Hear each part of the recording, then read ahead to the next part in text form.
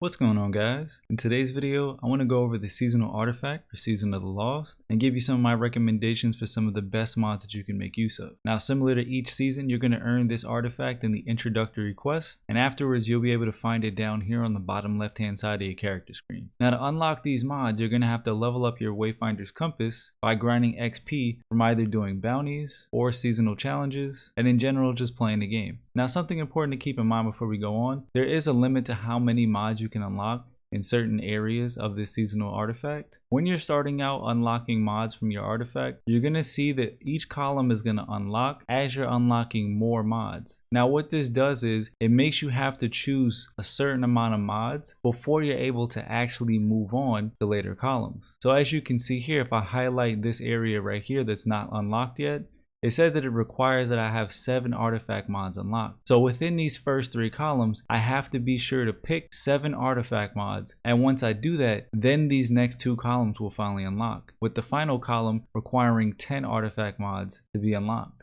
Now, jumping back into the mods, similar to every single artifact that we've had so far, the first column always covers your champion mods.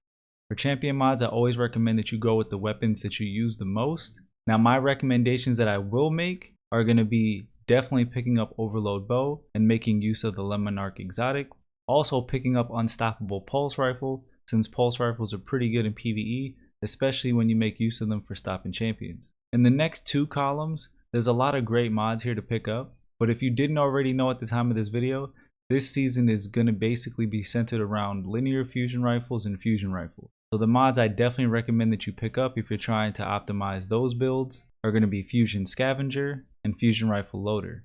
You can also pick up linear fusion rifle targeting if you like using those in PvP, but it's not really that necessary. If you're someone who likes Overload Sword like I do, and you pick up the Disrupting Blade mod, I highly recommend that you definitely pick up the Passive Guard mod, as this mod is going to allow you to receive less damage from combatants that are close to you while you're wielding a sword. This is great for running against champions and dealing damage against bosses, and it allows you to tank more damage than you would be able to without this mod. Now, in the final 2 columns, these are where we usually get our more spicier mods, and like I said, this season is really centered around fusion rifles and linear fusion rifles, so I definitely recommend that you pick up the Unstoppable Fusion Rifle mod.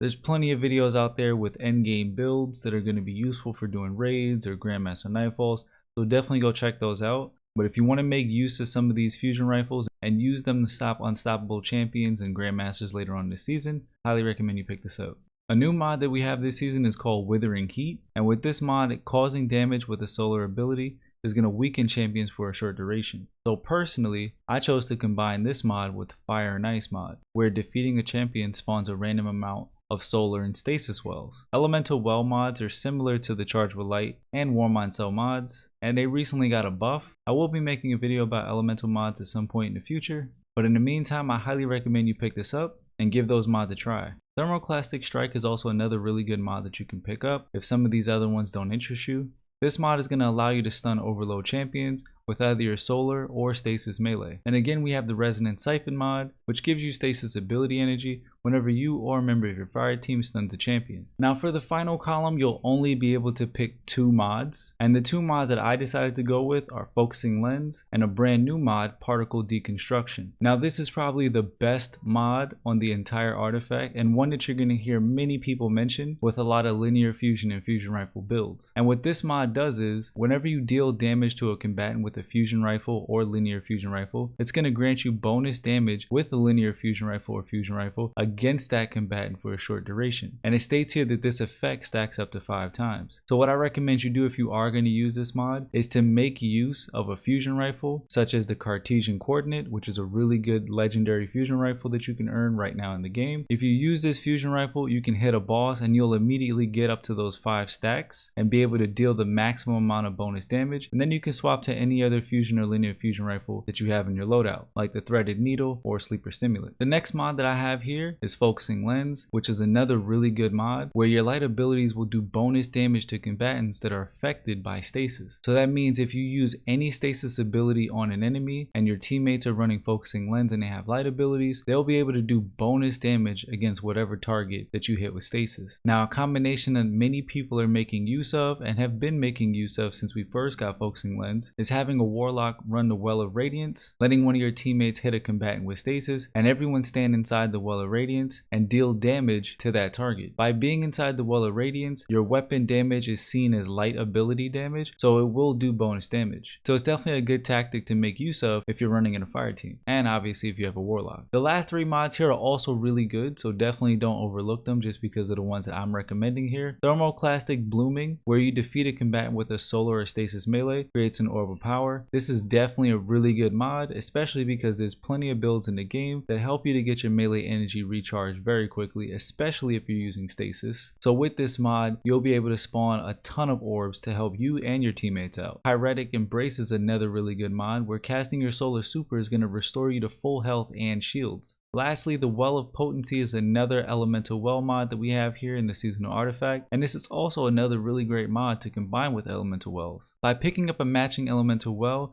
it's going to grant you super energy. So again, I'm not going to go into how elemental wells work in this video, but just note that if you check out the elemental wells, they're pretty easy to spawn, and with some of the mods that we have available here in the seasonal artifact, you'll be able to spawn a ton of wells and make use of abilities like this one. Now, I do want to wrap up this video answering a couple questions that I get every season whenever I make these artifact videos. First of all, you can reset your artifact as much as you want to. Just keep in mind that the cost in Glimmer is going to increase each time you reset. Also, the maximum amount of unlocks that you have available to you is 12, as I stated earlier. You do get power bonuses from leveling up and earning XP in the game, and here you can track that by looking at this XP bar, where it states your next power bonus and how much XP you need to earn in order to get there. Another common question that I get is, whenever you reset your artifact, do you lose all your artifact unlocks? And the answer is no. Every time you reset the artifact, you still maintain however many unlocks you have already, and you'll be able to unlock the same amount,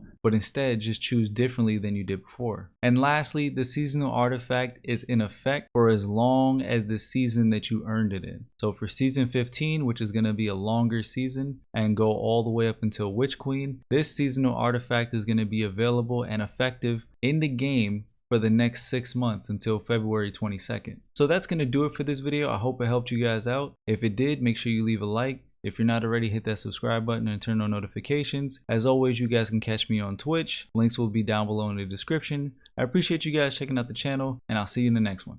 Peace.